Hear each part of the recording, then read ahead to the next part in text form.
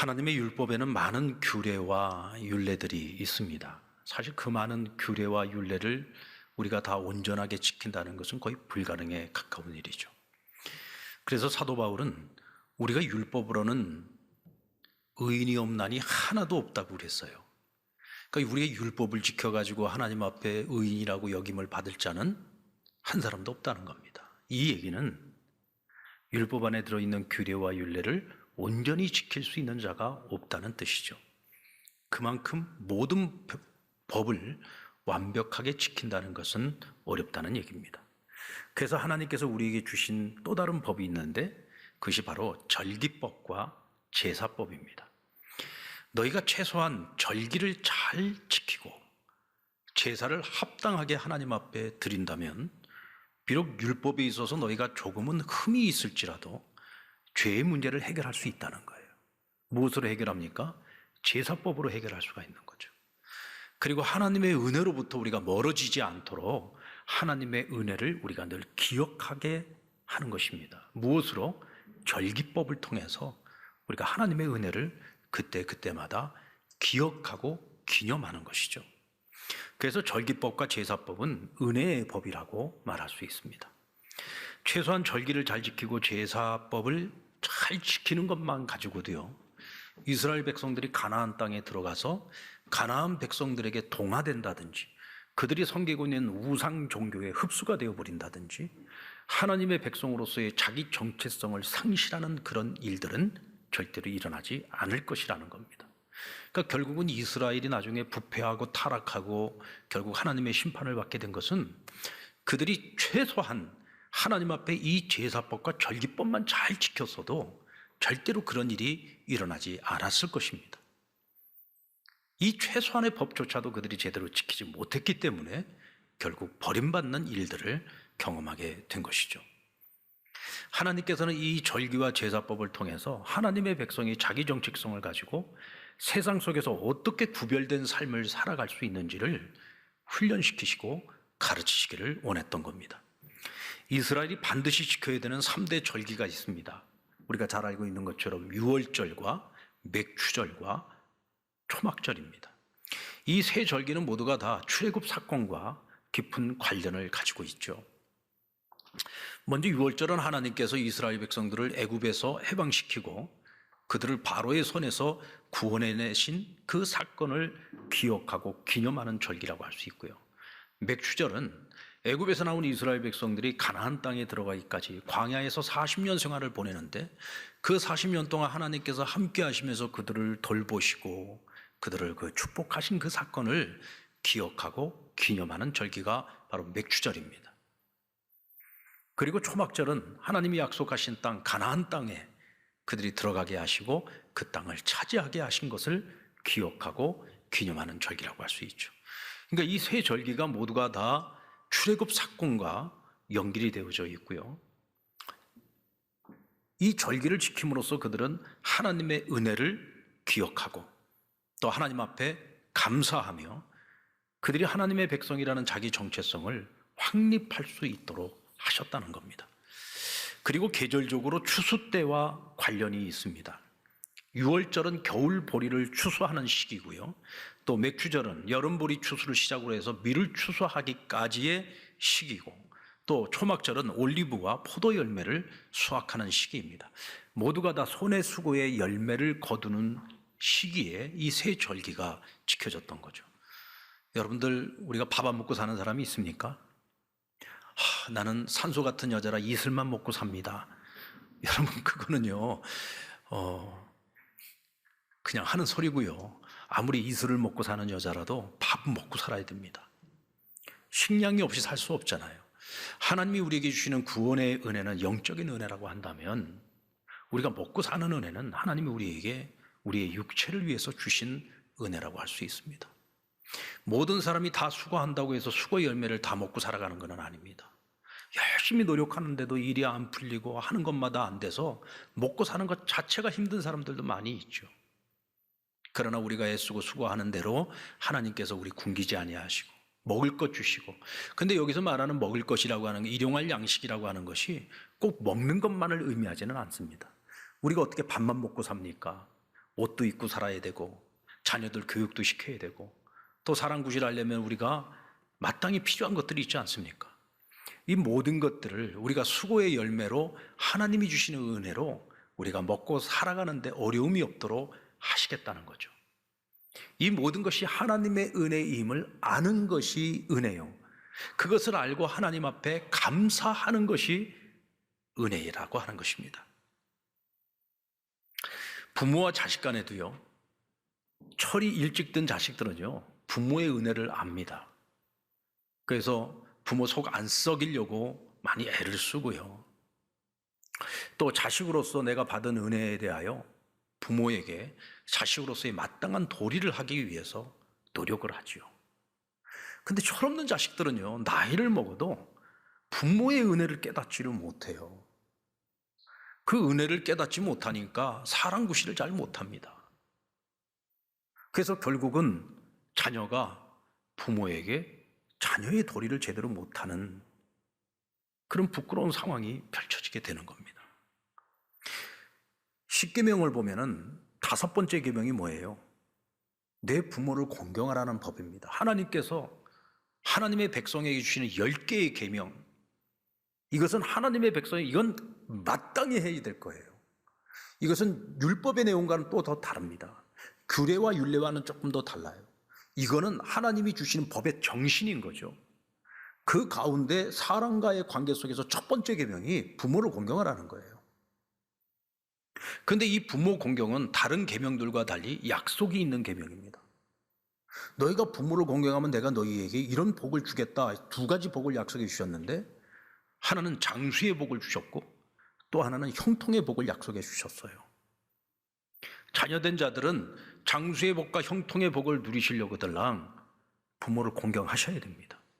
이건 하나님께서 약속하신 계명이에요. 요즘 우리 부모님들을 보면은요, 아이고 우리가 자식들한테 뭘 바랍니까? 지들 잘 먹고 잘 살고 지들 앞가름하면서 살면 그것으로 우리 족합니다. 그것만으로도 충분합니다. 내가 자녀에게 해줄 수 있는 것이 있는 것만으로도 감사하지요. 굉장히 그럴듯한 말처럼 보이고요. 역시 부모다운 말이라고 할 수 있습니다. 그런데 여러분, 그럼 우리가 착각하고 있는 겁니다. 자녀들에게 부모의 은혜가 무엇인지를 가르쳐야 됩니다. 그리고 자녀가 부모에게 자녀의 도리를 할 수 있도록 가르쳐야 돼요. 그래야 하나님께서 약속하시는 5계명의 그 복을 우리 자녀들이 받아 누릴 수 있는 겁니다. 아멘입니까? 하나님과 우리의 관계도 역시 마찬가지예요. 우리가 하나님의 은혜를 먹고 살아가면서 그 은혜를 깨닫지 못하고 감사의 삶을 살아가지 못한다?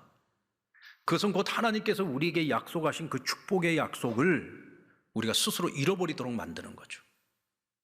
그래서 어렸을 때부터 우리 자녀들이 하나님의 은혜를 알고 깨달을 수 있도록 그것을 가르쳐야 되는 거예요. 그리고 우리가 하나님 앞에서 그 은혜에 합당한 삶을 어떻게 살아가야 하는지를 어렸을 때부터 자녀들에게 가르쳐야 되는 거예요. 그래야 그들이 믿음 안에서 살아가면서 말씀 안에서 주어지는 하나님의 축복을 누릴 수가 있는 겁니다. 그것은 꼭 자녀들만의 문제가 아니죠. 하나님과 오늘 나와의 관계에 있어서 우리가 마땅한 도리인 겁니다. 오늘은 교회가 맥주 감사주일로 드립니다. 오늘 우리가 드리는 이 맥주 감사주일도 구약시대의 이 맥주절 절기와 크게 다르지 않습니다. 시기적으로도 같은 시기이고요. 의미 역시도 같은 차원에서 우리가 드리는 절기라고 할 수 있습니다. 특별히 이 절기는 1년 가운데 상반기, 하반기로 나눈다면 상반기를 우리가 보내었습니다. 그 상반기를 우리가 살아오는 동안 하나님의 은혜 속에서 우리가 살아왔죠. 그 은혜에 대하여 받은 은혜에 대해서 우리가 감사하면서 이제 남은 6개월, 남은 하반기가 남아있는데 이 하반기를 살아가는 동안에도 우리가 상반기 하나님께서 베푸신 그 은혜를 하반기에도 우리가 간절히 사모하면서 하나님 앞에 감사의 예물을 준비하고 또 기도를 준비하고 우리가 겸손한 마음을 가지고 하나님 남은 6개월도 하나님 책임져 주세요. 하나님 은혜가 필요합니다. 은혜 없이는 살 수 없습니다. 이 고백을 가지고 드리는 절기 예배가 바로 맥주 감사 주일 예배인 겁니다. 그러므로 1년의 중간 결산을 하면서 반년 동안 베푸신 은혜에 감사드리고 또 남은 반년 동안 변함없는 하나님의 은혜를 사모하면서 드리는 예배인 거죠. 가정이나 기업이나 교회나 모든 사람들이 모이는 공동체에서 이 중간 결산이라는 것이 굉장히 중요합니다. 여러분들 6개월을 살아오면서 한번 결산을 해보세요. 이 6개월을 우리가 어떻게 살아왔는지, 특별히 이 코로나 시대에 여러분들이 힘들고 어려운 시기를 이 6개월 동안 어떻게 살아왔습니까? 저는요, 이 6개월을 정리해 보니까 정말 하나님의 은혜가 없이는 살 수 없었던 것 같아요. 매 순간순간마다 하나님의 은혜로 살았습니다. 그 은혜로 살아온 6개월이었기에 남은 기간도 하나님의 은혜 없이는 살아갈 수 없는 거죠. 그래서 6개월을 돌아가고 남은 6개월을 어떻게 살아야 할지를 정하고 더욱 분발할 수 있는 계기로 삼을 수 있는 것입니다. 맥주감사주일은 바로 그런 의미에서 감사로 감사를 낳는 축복의 절기라고 할 수 있어요. 특별히 2021년 맥주 이 감사주일은 이제 코로나 시대에 우리가 맞이하는 맥주감사주일 아닙니까? 처음 코로나가 왔을 때 작년 3월부터 우리가 시작이 됐는데요. 처음에는요, 전 세계가 당황했습니다. 전혀 생각지도 못하고 예기치 못했던 자연의 공격 아닙니까? 근데 사실 이 자연의 공격은 우리가 스스로 만들어 놓은 죄의 결과였죠. 동물들의 자리까지 우리가 다 빼앗아버리고 그들이 먹어야 될 것까지 우리가 다 파괴해버리고 나니까 그들이 갈 곳이 없어서 인간이 사는 곳으로 내려온 겁니다. 결국은 동물의 바이러스가 사람에게 감염을 시킨 것이 코로나 아닙니까? 그러다 보니까 우리가 그것도 과거에는 국지적으로 일어나는 전염병이었다면 이 전 세계적인 전염병이 되어버렸어요. 이것은 어느 한 나라가 해결한다고 끝나는 문제가 아니라 모든 나라가 함께 해결되지 않으면 이 코로나 시대는 절대로 종식이 없습니다. 그래서 저는 오늘 이 코로나 시대에 맥주감사주의를 보내면서 우리가 하나님 앞에 마땅히 감사해야 될 것이 무엇이며 또 하나님 앞에서 우리가 마땅한 도리가 무엇인지를 같이 생각해 보려고 합니다. 먼저 우리는 구원의 은혜에 대해서 감사할 수 있어야 됩니다. 그리고 하나님의 보호하심에 감사해야 하죠. 구원의 은혜는요, 그 어떤 시기보다 우리가 환난 가운데 있을 때 또 고난 가운데 있을 때 그 은혜의 소중함을 더 절실히 깨닫게 되고 그 구원의 은혜를 감사하게 됩니다. 어쩌면 우리가 작년부터 지금까지 우리가 살아오면서 이 죽음의 문제가 먼 곳에 있지 않고 우리 지척에 있다는 것을 가장 절실하게 깨닫던 그런 시간이었던 것 같아요. 뭐 뉴스만 틀면은 코로나 때문에 죽어나가는 수많은 사람들의 숫자와 명단이 나오고 또 우리 주변에도 코로나로 인해서 사망하는 분들도 많이 있었고요. 뭐 부모님들 가운데도 코로나로 돌아가시는 분들이 있었고 하여간 죽음이라고 하는 문제가 우리가 일상생활에 바쁘게 살아갈 때에는요 또 우리의 삶이 평안할 때는 잘 못 느끼고 살다가 이 죽음의 문제들이 남의 문제가 아니라 내 문제가 될 수 있다는 생각을 하게 될 때 우리는 내가 하나님의 자녀요 구원받은 백성이요 천국의 소망을 가지고 살아간다는 것이 얼마나 소중한 일인지를 비로소 깨닫게 됩니다. 여러분 사도 요한은 요한계시록에서요 주 안에서 죽는 자는 복되다고 했습니다. 모든 죽음이 다 복된 것은 아닙니다. 주 예수 그리스도 안에서 구원을 얻고 천국의 소망을 가지고 있는 사람들에게는 죽음이 저주가 아니라 오히려 죽음이 축복인 겁니다. 그래서 주 안에서 죽는 자는 복되다고 말하는 것이죠. 제가 우리 교회 성도들 가운데 암 치료를 받고 계시는 분들 또 회복을 위해서 힘쓰시는 분들 그리고 이제 완치 판정을 받았지만 혹이라도 전이가 되지 않도록 위해서 기도하고 계시는 분들 이제 그런 항암 환우들하고 같이 얘기를 나누다 보면 이제 그동안에 이 항암 투병을 하는 시간들이 길어지다 보니까 이제 많은 생각의 정리가 된 것 같아요. 그분들 가운데 많은 분들이 이런 얘기를 저에게 합니다. 목사님, 저 이제 죽는 거 두렵지 않습니다.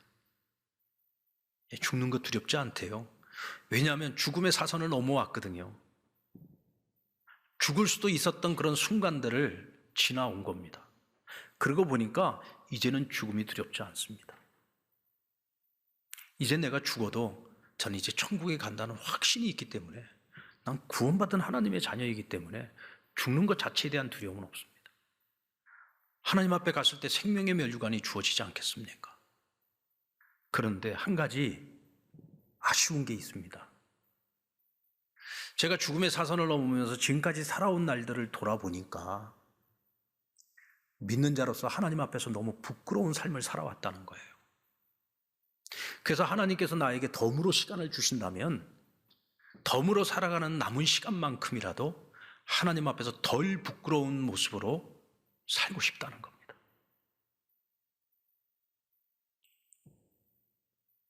저는 이런 마음들이 구원받은 사람들이 마땅히 가져야 되는 마음이고, 이런 마음을 가질 수 있는 이 성숙함이 하나님이 우리에게 주시는 선물이라고 생각합니다. 여러분, 우리가 감사해야 될 첫 번째 감사의 내용은요, 그 어떤 것도 아닙니다. 자격 없는 나를 예수 그리스도를 통해서 하나님의 자녀로 삼아주시고 우리의 모든 죄를 도말하여 죄사하여 주시고 오늘 밤 세상을 떠나도 천국에 갈 수 있는 자격을 우리에게 허락하신 그 구원의 은혜, 하나님의 그 은혜에 대하여 감사할 수 있어야 됩니다. 아멘입니까? 우리는 이 구원의 은혜에 대한 감사와 감격을 가지고 살아갈 수 있을 때 또 다른 은혜를 향해서 한 걸음 더 나아갈 수 있어요. 그리고 지금까지 살아온 날들 동안 하나님께서 나와 동행하여 주신 은혜에 감사를 드려야 됩니다. 이스라엘 백성들이 애굽에서 나온 것이 구원의 사건이라고 한다면 광야 40년 동안 하나님께서 그들과 동행하여 주신 그 은혜가 오늘 이 맥추절에 하나님 앞에 감사해야 될 내용인 거죠. 지금 우리가 몇 년을 살아왔던지 우린 지금 끝에 서 있는 게 아니에요. 우린 지금 중간 지점에 서 있는 겁니다. 내 나이를 생각하고 앞으로 내가 살아야 될 날들이 얼마나 남았나. 내가 60까지 살았으니까 뭐 인생 한 80 산다고 치면 이제 20년 남았네.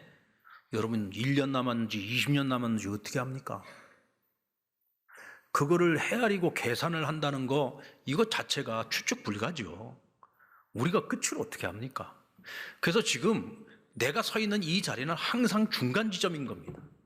중간 지점이라고 하는 것은 뭐냐면 살아온 날들을 돌아보고 앞으로 살아야 될 날들을 점검해서 이전보다는 더 나은 인생을 살아가기를 결단하는 자리가 바로 중간 지점이고 중간 정산인 겁니다. 지금 오늘 우리의 나이가 얼마가 됐든지 내가 지금까지 살아온 이 날들이 하나님의 은혜인 것을 깨닫는다면 지금 그 자리가 중간 점검의 자리요. 그것을 깨닫는 사람들은 이후의 삶을 더 가치 있게 살 겁니다. 그것을 깨닫지 못하는 사람들은 그 이후의 삶도 역시 별 볼 일 없는 인생을 살아갈 수밖에 없는 거고 후회 많은 인생을 살아갈 수밖에 없는 거죠. 하나님께서 날마다 우리와 동행하여 주시기에 우리는 매 순간 날마다 하나님 앞에 감사하는 삶을 살아갈 수 있는 거예요. 감사라고 하는 것이 어떤 특정한 때에만 하는 것이 아니라 매일 매 순간마다 우리는 매 순간마다 범사에 감사하면서 살아가야 돼요. 오늘 이 맥주절에 절기를 지키면서 하나님 앞에 여러 가지 제사를 드려요. 번제 제사도 드리고 속죄 제사도 드리고 화목 제사도 드리고 그리고 소제 제사를 드리는데 여기서 번제나 속죄제나 화목 제사 때 드려지는 제물의 내용을 보면은 다른 절기 때 드리는 거하고 거의 다르지가 않아요. 근데 소제 제사를 드릴 때 추수를 해서 얻은 곡식을 가지고 그것으로 떡을 만들어서 하나님 앞에 요제로 드리는데 이 떡을 만들 때 유월절이나 맥추절이나 초막절이나 이 모두가 다 출애굽 사건과 연관이 되어져 있죠. 이스라엘이 애굽에서 급하게 나올 때 너무 급하게 나옴으로 시간이 없었어요. 그래서 하나님께서 너희가 떡을 만들어 먹고 나올 때 그 떡은 누룩이 들어가지 않은 무교병으로 떡을 만들어서 먹으라고 했습니다. 그런데 이 맥추절에는요, 무교병 떡을 먹는 것이 아닌 누룩이 들어가지 않은 무교병 떡이 아니라 누룩이 들어간 유교병 떡을 만들어서 하나님께 요제로 드리고 그것을 먹는 거예요. 왜 이런 차이점을 두셨을까? 여기도 분명히 의미가 있겠죠. 어떤 의미일까요? 무교병은 특별히 절기 때에 유월절, 하나님이 우리를 구원하신 날을 기억하고 기념하면서 먹는 떡이죠. 이것이 절기의 시작입니다. 이건 특정한 때에 먹는 거예요. 그런데 이 맥추절 절기는요, 추수의 마지막 추수시기입니다. 다시 말하면 여름보리, 6월절은 겨울보리라고 했잖아요. 겨울보리 수확부터 시작해서 밀수확이 끝나고 나면 그 다음 수확 시기까지 긴 시간이 필요합니다. 이건 뭐냐? 일상의 삶으로 돌아가는 것을 말하는 거예요. 너희가 이와 같은 절기 때만 하나님께 감사의 제사를 드리는 것이 아니라 절기가 끝나고 난 그 이후에도 평범한 너희의 일상의 삶으로 돌아갔을 때 매일 매 순간을 감사의 제사를 드리면서 살아가야 된다는 것을 말하고 있는 겁니다. 우리가 하나님 앞에 드리는 예배가 일상의 삶과 관계가 없는 것이 아니잖아요. 그래서 우리의 삶이 하나님 앞에 예배가 되어야 되듯이 감사의 제사도 어떤 특정한 때가 아니라 매일 매 순간마다 범사의 모든 일에 하나님 앞에 감사의 제사를 드리며 살아가는 삶이 진정한 성도의 삶이라고 하는 것을 오늘 우리에게 가르쳐주고 있는 겁니다.